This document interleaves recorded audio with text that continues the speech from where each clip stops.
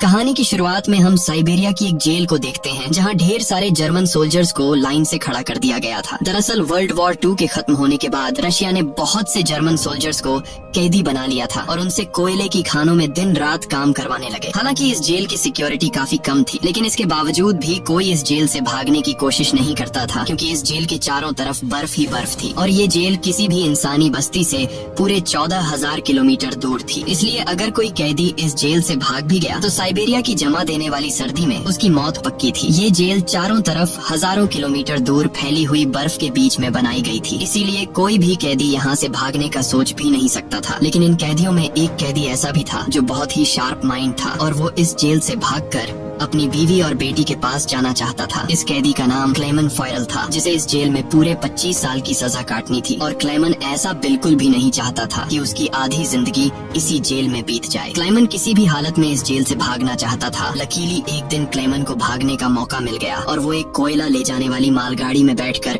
इस जेल से भाग निकला। अब जेल के बाहर जब उसने खुले आसमान में सितारों को देखा तो वो खुशी से झूम उठा, लेकिन ये खुशी कुछ ही देर की मेहमान थी। थोड़ी दूर चलने के बाद उस मालगाड़ी को रोक दिया गया और जब क्लेमन ने बाहर झांक कर देखा तो एक रशियन सोल्जर बंदूक ताने उसके सामने खड़ा था। बदकिस्मती से यहाँ क्लेमन पकड़ा गया और जेल से भागने के जुर्म में उसे एक ओपन एयर सेल में बंद कर दिया गया। सर्दी बहुत ज्यादा थी और रात में होने वाली बारिश ने क्लेमन की हालत खराब कर दी थी। उस सेल में क्लेमन को कुछ घंटों के लिए नहीं बल्कि पूरे 2 दिनों तक रखा गया। अब पूरे 2 दिन बाद अगली सुबह जेल का वार्डन उसके पास आया और उसे सेल से बाहर निकालकर उससे कुछ भी टॉर्चर नहीं किया गया। बस सिर्फ ये बोला कि तुम्हारे साथी बेसब्री से तुम्हारा इंतजार कर रहे हैं। अब जब क्लेमन अपने साथियों से मिला तो वो सब लाठियां और डंडे लेकर उसका इंतजार कर रहे थे। वो सब क्लेमन पर बहुत गुस्सा थे क्योंकि क्लेमन के भागने की वजह से उन सबको पिछले 2 दिनों से भूखा रखा गया था। और क्लेमन को अब वार्डन की बात समझ में आ गई कि उसने क्यों कहा था कि तुम्हारे साथी तुम्हारा इंतजार कर रहे हैं। अब क्लेमन को देखते ही बाकी कैदियों ने उस पर हमला कर दिया और उसे बहुत बुरी तरह से मारा। इस मारपीट में क्लेमन इतना जख्मी हो गया कि उसे जेल के हॉस्पिटल में एडमिट करना पड़ा। इस जेल का डॉक्टर भी एक जर्मन कैदी था। जैसे ही क्लेमन होश में आया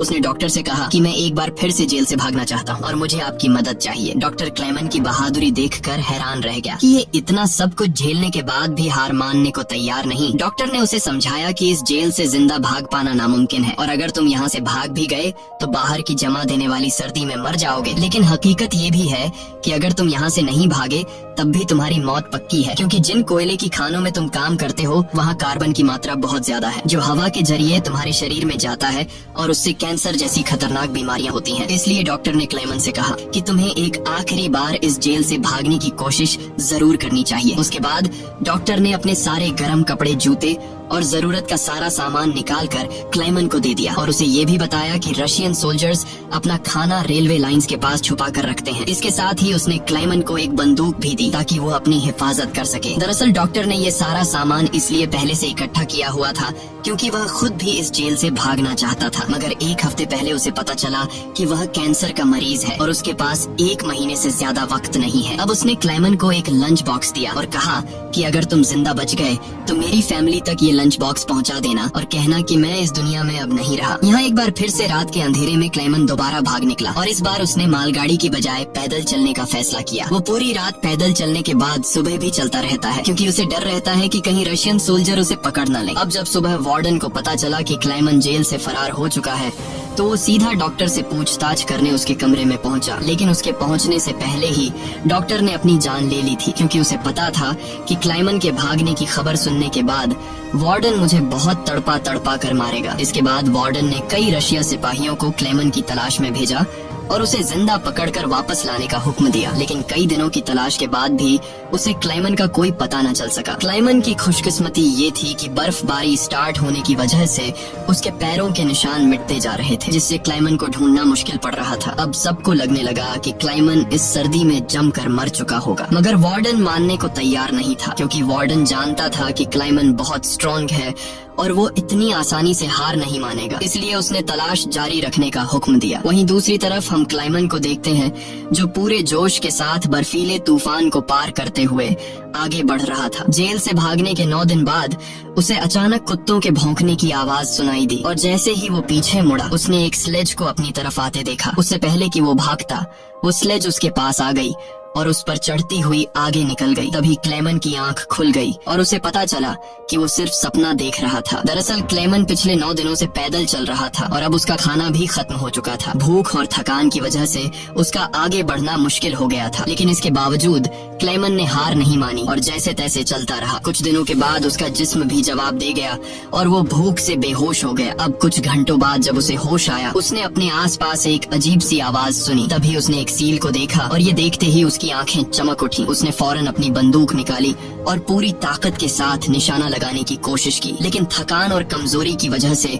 उसका निशाना गलत हो गया और वो सील वहाँ से भागने लगी। क्लेमन, जिसे कई दिनों बाद जिंदा रहने की एक छोटी सी उम्मीद मिली थी, वो इस उम्मीद को हाथ से नहीं जाने दे सकता था। क्लेमन फौरन उसके पीछे दौड़ा, लेकिन दौड़ते वक्त क्लेमन बर्फ टूटने की वजह से पानी में गिर जाता है, जिससे उसके पैर में चोट आ जाती है। लेकिन जख्मी होने के बावजूद वो सील का पीछा करने लगा। क्लेमन जैसे ही गोली चलाने वाला था, वो सील एक चट्टान के पीछे छिप गई। क्लेमन और आगे बढ़ता है और सील को दोबारा देख लेता है। उससे पहले कि वो पानी में जाती, क्लेमन ने अपनी आखिरी गोली चलाई और खुशकिस्मती से वो गोली उसे लग गई। ये देखकर क्लेमन खुशी से झूम उठा, क्योंकि अब सफर के दौरान उसे खाने की फिक्र नहीं थी। कई दिनों के बाद क्लेमन ने पेट भर कर खाना खाया और थोड़ा आराम करके अपना सफर जारी रखा। अब इतने लंबे सफर में क्लेमन बिल्कुल अकेला था और उसके चारों तरफ बर्फ के अलावा कुछ भी न था। इस माहौल में उसकी दिमागी हालत खराब हो सकती थी, इसलिए वो खुद से बातें करता और पॉजिटिव बातें कहकर खुद को आगे बढ़ने के लिए मोटिवेट करता। इसके साथ ही वो हर वक्त कैंपस के जरिए अपने रास्ते को देखता है, ताकि वो इस बर्फीली वादी में कहीं खो न जाए। इसी तरह दिन गुजरते गए और फिर महीने, लगातार 2 महीने चलने के बाद क्लेमन को इस बर्फीले मैदान में एक छोटा सा पेड़ दिखाई दिया। इस पेड़ को देखकर क्लेमन इतना खुश हुआ कि जैसे उसे कोई खजाना मिल गया हो और वो भागकर उस पेड़ को गले लगा लेता है। दरअसल ये पेड़ इस बात की निशानी थी कि क्लेमन लगातार 2 महीने चलने के बाद अब ये बर्फीला मैदान क्रॉस कर चुका है और आगे जंगल शुरू होने वाला है। थोड़ा ही आगे चलने के बाद ठीक वैसा ही हुआ जैसा उसने सोचा था। अब यहाँ से जंगल शुरू होने वाला था। बर्फ का इलाका खत्म हो रहा था। वो जंगल में बहुत खुश था। वो लकड़ियाँ इकट्ठा करके आग जलाता है और कई महीनों बाद पहली बार सुकून से सो जाता है। पर अगला दिन उसके लिए सुकून का था या नहीं, ये कोई नहीं जानता। दूसरी तरफ हम वार्डन को देखते हैं, जो अब भी क्लेमन की तलाश में था और उसने अपनी सर्च पार्टी को हुक्म दिया कि वो 500 किलोमीटर के दायरे में क्लेमन की तलाश करें। वहीं क्लेमन एक जंगल से होता हुआ आगे बढ़ रहा था कि अचानक वहाँ एक बर्फीला तूफान आ गया। ये तूफान इतना तेज था कि बड़े बड़े पेड़ भी जमीन से उखड़कर गिरने लगे। क्लेमन जैसे ही आगे बढ़ने की कोशिश करता है, एक बड़ा सा पेड़ सीधा उस पर गिर जाता है। क्लेमन की किस्मत अच्छी थी कि शाम में 2 आदमी यहाँ से गुजरे जो सोने की तलाश में थे। उन्होंने क्लेमन को देख लिया और वक्त पर उसकी जान बचा ली। उसके बाद ये तीनों एक साथ आगे बढ़े और कई दिनों के सफर के बाद बर्फीले मैदान से बाहर निकल आए। रास्ते में उन्हें एक दरिया मिला, जिसे पार करने के लिए उन्होंने लकड़ी की एक कश्ती बनाई। दरिया पार करते वक्त वह आपस में बातें करने लगे और एक दूसरे को बचपन के किस्से सुनाने लगे। लेकिन इसी बीच दरिया का बहाव तेज हो गया और कश्ती काबू से बाहर होने लगी। ऐसे में एक साथी का तवाजुन बिगड़ गया और वह सीधा पानी में जा गिरा। उसे तैरना नहीं आता था, वह डूबने लगा। ये देखकर क्लेमन ने पानी में छलांग लगा दी और किसी तरह उस आदमी को किनारे तक लाकर उसकी जान बचाई। दूसरी तरफ उनका दूसरा साथी उन दोनों को डूबने के लिए छोड़ देता है और अकेला आगे बढ़ गया। उसका दूसरा साथी बहुत ही लालची था। उसे लगा कि वो दोनों मर गए होंगे और लालच के चलते उसने अपने दोस्त का सोना भी खुद के पास रख दिया। थोड़ी देर बाद जब क्लेमन और दूसरा आदमी टेंट तक पहुँचे तो उस आदमी को अपने दोस्त पर बहुत गुस्सा आया और उसने उसे गोली मारकर उसकी जान ली। उसके बाद क्लेमन और वह आदमी ने सामान उठाया और सफर जारी रखा। वे दोनों कई महीनों तक इसी उम्मीद पर चलते रहे कि कोई इंसानी आबादी उन्हें मिल जाए। लेकिन दोबारा सर्दियों का मौसम आ गया और हर तरफ के जंगलात बर्फ की सफेद चादर में छुप गए। उस आदमी ने जो सामान उठाया था वह काफी भारी था, इसलिए उसे बर्फ में चलने में मुश्किल हो रही थी। ये देखकर क्लेमन ने उसका बोझ हल्का करने की कोशिश की और कहा कि कुछ देर के लिए अपना सामान मुझे दे दो। लेकिन यहाँ उस आदमी को शक हुआ कि शायद क्लेमन भी उसका सोना चुराना चाहता है, इसलिए उसने क्लेमन पर हमला करके उसे नीचे धकेल देता है, जिससे क्लेमन बेहोश हो जाता है। थोड़ी देर बाद क्लेमन को होश आया तो उसने देखा कि भेड़ियों का एक झुंड उसकी तरफ आ रहा है।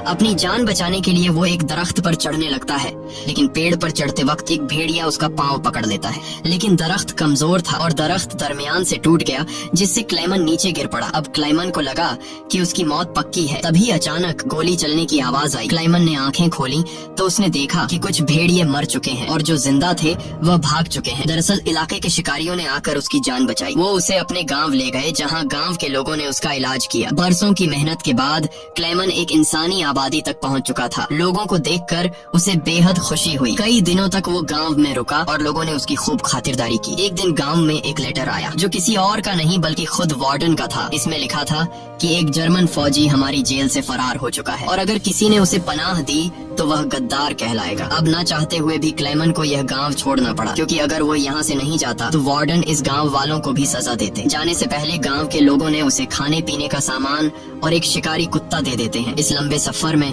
अब क्लेमन का एक साथी भी बन गया है, इसलिए अब उसे अकेलापन महसूस नहीं हो रहा था। वे दोनों कई दिनों तक चलते रहे। रास्ते में उन्हें एक लकड़ी की फैक्ट्री नजर आई और कुत्ता खाने की तलाश में उसकी तरफ दौड़ा। अब क्लेमन अपने कुत्ते को बचाने के लिए मिल के अंदर गया। वहाँ वर्करों ने क्लेमन को पहचान लिया और उसे मालिक के पास ले गए। वहाँ जाकर क्लेमन ने मालिक को अपनी पूरी कहानी सुनाई, जिससे सबको क्लेमन पर तरस आया। उन्होंने उसे खाना खिलाया और जर्मनी जाने वाली ट्रेन में बिठा दिया। क्लेमन खुश था कि वह जल्द अपने घर पहुँच जाएगा, लेकिन वो नहीं जानता था कि मिल के मालिक ने उसकी खबर वार्डन को दे दी है। अब वार्डन अपने सिपाहियों के साथ स्टेशन पर उसका इंतजार कर रहा था, लेकिन स्टेशन पहुँचने से पहले क्लेमन ने दूर से रशियन सोल्जर्स को देख लिया और मौका मिलते ही ट्रेन से कूदकर भाग निकला। मगर बदकिस्मती से रशियन सिपाहियों ने उसे देख लिया और उसका पीछा करने लगे। क्लेमन ने जल्दी से पटरियां पार की, लेकिन अचानक न जाने वार्डन कहां से सामने आ गया। ये देखकर क्लेमन का दिल घबरा गया, क्योंकि अब उसे लगा कि उसकी बरसों की मेहनत जाया हो गई। अब इससे पहले कि वार्डन उसे गिरफ्तार करता, क्लेमन के कुत्ते ने वार्डन पर हमला करके उसे काट लिया और यूं एक बार फिर से क्लेमन को भागने का मौका मिल गया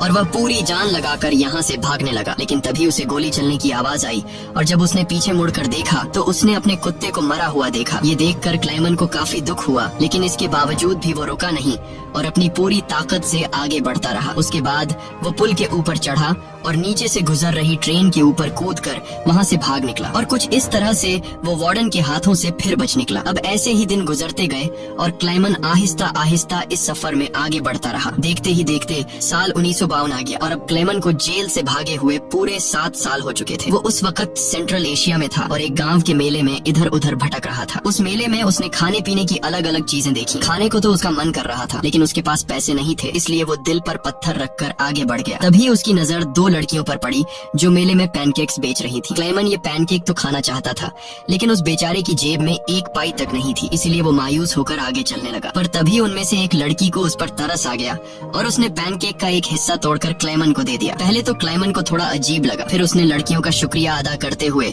वो पैनकेक खा लिया। अब इस मेले में एक ज्यूइश आदमी भी था जिसने ये सब कुछ देख लिया था। उसके बाद क्लेमन एक चर्च में गया और ये आदमी भी उसका पीछा करते हुए चर्च में आ पहुंचा। दरअसल ये आदमी भी किसी जमाने में एक कैदी हुआ करता था, इसलिए उसने क्लेमन को पुलिस के हवाले नहीं किया और उसकी मदद करने की कोशिश की। उसके बाद वो क्लेमन को लेकर अपने घर गया, जहाँ क्लेमन ने कई साल बाद शेव की और अपने पुराने हुलिये में वापस आया। फिर उस आदमी ने क्लेमन को एक नया पासपोर्ट दिया ताकि वो रशिया के बॉर्डर को क्रॉस करके जर्मनी पहुंच सके। क्लेमन उस आदमी से बहुत खुश हुआ। जाने से पहले क्लेमन ने उसका शुक्रिया अदा किया और रशिया और जर्मनी की बॉर्डर की तरफ निकल पड़ा। कुछ हफ्ते बाद क्लेमन रशिया के बॉर्डर तक पहुंच गया और वहां मौजूद रशियन सिपाही को अपना पासपोर्ट दिखाया। यहाँ क्लेमन को ये डर था कि कहीं वो सिपाही उसे पहचान न ले या उसका जाली पासपोर्ट पकड़ा न जाए, लेकिन खुशकिस्मती से ऐसा कुछ नहीं हुआ और सिपाही ने क्लेमन को बॉर्डर पार करने की इजाजत दे दी। अब ये देखकर क्लेमन को इतनी खुशी हुई कि वो चाहकर भी अपनी हंसी नहीं रोक पाया। अब फाइनली वो उस पुल पर आ गया जिसे पार करते ही वो अपने मुल्क जर्मनी में पहुंच जाएगा। पर जैसे ही वो आधे रास्ते तक पहुंचा, उसकी आंखों पर एक तेज रोशनी पड़ी और जब उसने आंखें खोली तो उसने वार्डन को अपने सामने पाया। अब जब क्लेमन ने पीछे मुड़कर देखा